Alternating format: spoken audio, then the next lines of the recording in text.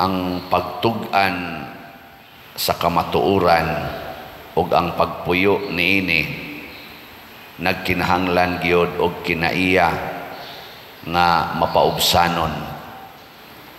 Musod gani ng garbo nato mahimo gitang bakakon.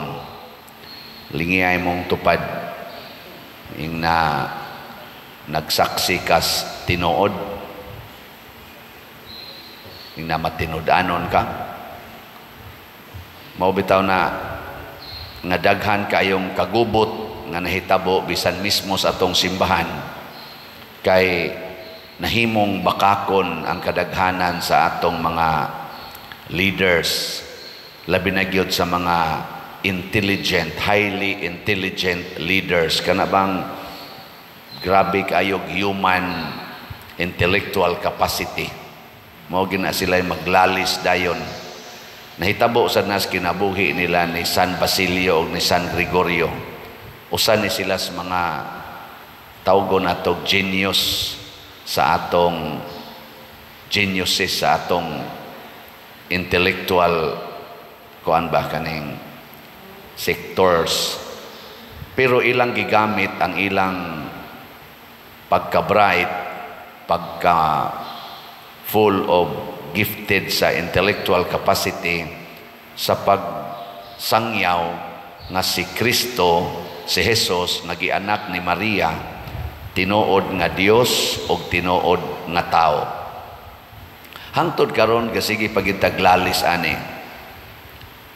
Lingiyay mong tupad ing namutuo ka nga si Jesus tinuod nga Dios ug tinuod nga tao. Lingiyay ako no. Bisan aning pundo ka, niya magiwa mo tuo nga si Jesus tinuod nga Dios ug tinuod nga tao. Unsa may timailhan, di ta mo sunod sa gisulti ni Jesus. Moingon si Jesus nga ibaligya ang tanan ug ang halin ihatag sa mga kabos. Moingon ta, adi madaoy. Si Jesus bitaw gibiyaan man to niya tanan, may man to siya, Ginoo man to kita, tao ra man ta. Di ba? Di na ta magpakasa, adi na pwede oy. May magginoo ta. Si Jesus lagi wala lagi sa ay Ginoo man to siya. Ay tao sa to siya oy. Ay sos dili to taong tinuod, Ginoo to. Ato ginang buwagon. Si Jesus lagi gikulata man lagi to, gilansang sa krus, wala lagi masuko. Nganong masuko man ka? Ay may man to siya kay Ginoo man to. Ako tao ra man ko. Oh, di ba? Kana mao nay mga reasoning nga nagpasabot wa ta mo tuo nga si Jesus nagbuhat sa tinuod nga mabuhat sa tao. Ug mao na gisaksihan kini ni Juan. Si Juan nga magbubunyag iyang gipakita nga ang tao bisag unsa kasikat hapit na gani siya gitawag nga siya na ang Mesiyas, ni angkon gyud si Juan nga magbubunyag. Igo ra kong nagsangyaw ni Jesus, pero dili ko takos bisan gani pagtangtang sa higot sa iyang sandalyas.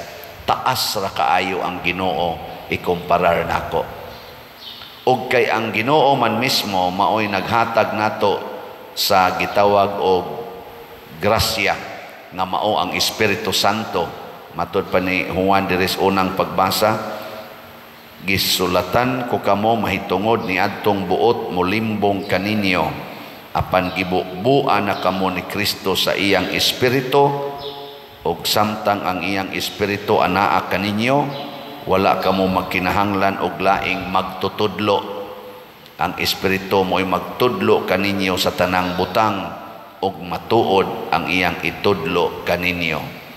So kita gitagaan sa sa Espiritu Santo, kadtong espiritu nga naghatag ni Kristo sa kinabuhi.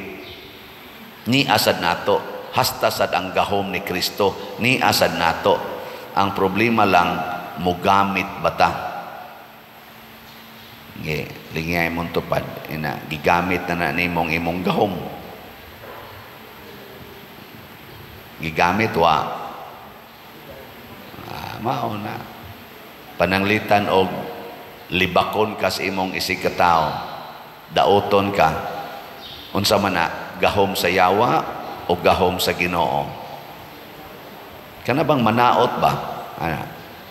Gahom na siyawa o gahom sa Ginoo? Kusga oy. Kana simple kay na mga children, gahom sa yawa. Nakaron unsa may imong gamiton pag tubag anang maong niatake nimo? Gahom sa yawa o gahom sa Ginoo? Unsa may gisultis gahom sa Ginoo? Na higugmaa ang imong kaaway, pagbuhat og maayo ni adtong mga nagdaog-daog kaninyo. Di ba? Mauna. Unya ikaw karon dinhi galiktor ka, nag-serve ka simbahan, lay minister, kusog sa kay kang mulibak sa imong isig ka tawo. Unsa man ang imong gigamit? Gahom sa Ginoo o gahom sa yawa? Unya magliktor ka diri, bakakon ka. Mo na giingon ni San Juan, bakakon ka. Kaya nga nung gasigi magkag-serve din niya, manglibak raman dahi gyapon ka. Gasigi kag-serve din manaot man raman gyapon dahi ka. Magsigi kag-serve din mudumot raman dahi gyapon ka. Di ba? Bakakon. Mo na ingon si San Juan, kinsa man ang mga bakakon kadtong nag-ingon nga si Jesus, dili mao ang manluluwas. Mo na dili ta mo sunod ba? Sige kog misa. Unya. Unsa may akong buhaton? Sige lang yapog pangwarta. Daw kayo hangol kay kwarta. Masuko pag gamay ang kolekta. Namakak na kuana nga si Jesus na ingon man bulahan kamong mga kabos. Nga na nga kun wa nay mo palit sa atong slot. Unsa may akong isulti? Moingon day ko nga, way ayo ni mga tawhana. Giingnan nako nga palit mo SBF dag 500 pesos kada pamilya, kada simana, di gyud mo palit. Ana, magyaw-yaw day ko. Dili oy moingon ako, Lord, your will be done. Daghan gyud sa akong mga parishioners, online o territorial parishioners, nga dili pa gyud mo sunod sa imong sugo nga ihatag gyud ang tanan ngadtos mga kabos. Mingon sang Ginoo, sige lang ginagwali, usban na sad karong buntag. Ana, nga ikaugma na sad. So di lang sa karon ka-update ninyo. Tanawa o katong atong disap, di ba? Perti man tong kuana, lisura ibaligya, pero karon awa na, hurot na, di ba? Atong pakpakan ang namalitil. Sinaga na mamaligya kag tag 500,000, lisod kay na halinon oy. Pero halin gid tanan, kani pa bang 500 pesos? Kasayon ani halinon. Pero daghan lang yung mga kana bang wap agyon mo tuo ba nga ang pagbuhat ani maoy tuburan sa tinuod nga kalipay, tinuod nga katagbawan sa kinabuhi. Matod pa murag si kuan mating ito si San Basilio matingal ito yung nag-ingon ana siya ay murag famous nga quotation nga naingon siya, gihapit gihurot nako ang akong panahon sa pagtagbaw sa akong kaugalingon sa mga butang sa kalibutan ug sa kaalam sa kalibutan, kanang mga gipangsuwat sa mga scientists ug mga banggiitang mga tao, mga hari o mga prinsipe nga banggiitan, nalingaw kay ko nila, akong gitun-an og maayo ang ilang wisdom. Apan sa katapusan, ako ra daing nahibaw-an nga pulos gid ni sila way kapuslanan. Sa dihang ni focus nako sa imong ebanghelyo Ginoo ug ako nang gipuy-an ang imong ebanghelyo, diha nako nakita pagkalayo ra di ay kamatuoran ni adtong mga butanga. Wa gyud to sila'y kapuslanan. Nga na, kanang inyong siging kiskis anang kilay, siging pakulor anang buhok, siging paputi anang naong, nagtuo kita nga sus the best yung kainistanan. Kanang mga imported kaayo nga mga gamit, cosmetics, pagpanindot anang imong naong, pagpanindot anang balay, kaning ato mga gadgets nga porti na yung ngilngiga, hasta imong naong usbon, hastang imong tingog usbon, Ngilgi gagid ani. Pero inig tan-aw nato ani kumparar sa tinuod nga kamatuoran, pulos giniway kapuslanan. Tan-awa inig ka stage 4 cancer nimo. Naapay gadgets nga ganahan ka. Naapay tao nga ganahan ka. Wa na eh. Naapay pagkaon nga ganahan ka. Wa na. Naapay balay nga makapalipay nimo bisag unsa pa nakapalasyo nya stage 4 cancer na ka. Wa na. Life becomes very lonely. Di ba? Hilingi ay mong tupad may katapusang lingi. Yung na dili ka lonely. Mutana. Pero kung mudawat as kamatuoran nga si Kristo na tao, nagantos, namatay, ug nabanhaw, ug kinsa tong mosunod ni ini, kay tinuod man siyang Ginoo, kinsa tong magsunod ni ining maong kinabuhi, mabanhaw rasad og musod ni ining kinabuhi nga gitawag og langit. Kung naa na nato ang ambisyon nga malangit, everything in this world becomes very meaningful and satisfactory or satisfying. Makatagbaw, masakit ka, moingon day ka, duol na kos langit ani. O, di ba? Di malipay kang nasakit ka, mapobre ka. Liwat na kong Kristo, way kwarta, padong yapunis langit. Daog-daogon ka, libakon ka, daoton ta, ana. Si Kristo gidaot sa to. Hukman ka nga ilansang sa cross, or i-assassinate, or putlas liog. Unsa may mo isulti? Unsa man? Moingon kang injustice yan eh. Dili, moingon ka, salamat Ginoo, nga imo kong gipaambit sa imong kamatayon. Mao na'y nahitabo sa mga santos. Og diha dapita ang gitawag natog tinuod nga kinabuhi, tinuod nga katagbawan. Muna ako pa ninyo, palit lang gyud mog slat. Hutdon tani tanawa, di ba magtan-aw tas kumbinto kung mahuman natog bayad, lipay ka ita. Dili ko sa atong simbahan kaning gamay ra man itong simbahan, pero bunga manis atong pagtinabangay. Nagi mo anhi dinhi nga muagas ang luha inig kakita. Kay ngano man nakatampo siya. Ambot og pila sad kakaslat ang iyang gihatag. Basta makato iyang luha, labi na gikas gawas nasod, kabong mga gikas abroad, mo anhi dinhi igtan-aw niyo. Sus, nakaapil jud ko ani pader. Mangadto sila sa Kapilinya, gahapon gani o niagi aging adlaw, dito sila sa Kapilinya. Mga kuan sila, mga kanini ang pamilya ba?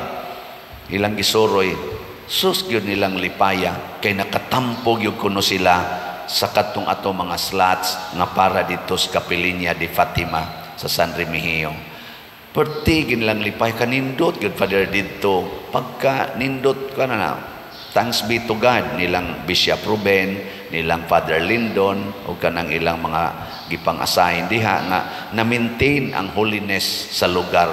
Kay consecrated ko na nga lugar, usagod na sa pinakanindot nga lugar nga maka-encounter ta ni Mama Mary dinhi sa atong Cebu, the only in Asia, the only in the Philippines. Kinsa may nakatabang ato ang mga tao nga dili managana og hatag. Unya, unsa man na siya, lahi kayo imong bation kaysa ikay magtukod og imong balay. Ang imong kwarta, hotdo nimo sa pagtukod sa imong balay, moabot yung panahon pulan ka magtan-aw sa imong balay na nasa kay i-renovate, mangutkot na sa kaso nimo kay asa na sa kag kwarta. Palit kag sakyanan, nindot kayo imong sakyanan, moabot yung panahon nga sa sige nimong drive, mangandoy na sa kaglaing sakyanan.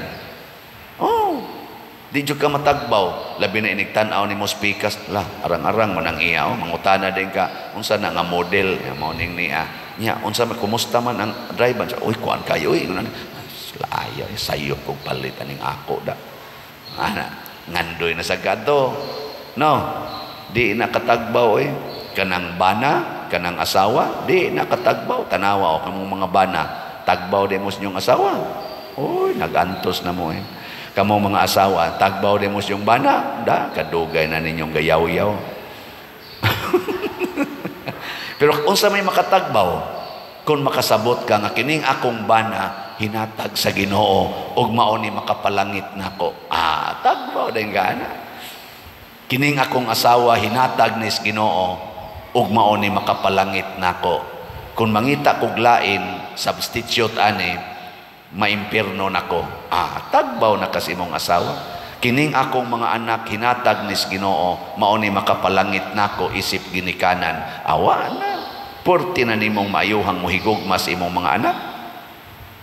Pero moingon ka, ako'y mo panton aning mga animal, ako'y muhatag ani nilag kaugmaon, ako'y magpakaginoo sila kinabuhi, halal ko si latos, pugsong ginimong musubay sa imong kamanduan, na gahimo na kag monster. Inikadagko ana nila, mga monster sa na sila. Kusog na silang mo-oppressed sa ilang isig katao. Na siya. Mura mamog ng aluya. Musunod lagi tas Ginoo para ma-relax ta. Dili ta magsupak-supak o dili nato gamiton ang atong abilidad nga tawhanon nga mooy mulapaw musubra sa abilidad sa Ginoo or sa wisdom sa Ginoo. Muna diri sa atong salmo niingon ta ang tanang kautlanan sa yuta nakakita sa makaluluwas nga gahom sa Dios. Hinaot unta nga matag-usa nato sa tanang utlanan sa atong yuta. Inyong utlanan sa inyong yuta ba? Makakita unta ang tao sa makaluluwas nga gahom sa Dios. Unsaon man kinahanglan ang imong yuta kapahimuslan sa tanan, dili mahimong babag sa uban kay imo nang gikural wa na'y kaagian hinuon ang imong silingan. No. Moingon din sila, kasiging serve simbahan ay animal kay batasan, di maagian ang ilang agianan. Wa na makakita sa makaluluwas kagahom sa Dios. Pero imo ganing gubon imong koral, nya simintuhon pag imong ilang agianan, moingon din na sila, lahi gidi ay kung naa sa simbahan tanawa, giguba iyang koral, makaagi na ta. Di ba? Kakita dayon sila sa makaluluwas nga gahom sa Dios. Ana. Walang yapoy epekto. Sige na, anindog na ta.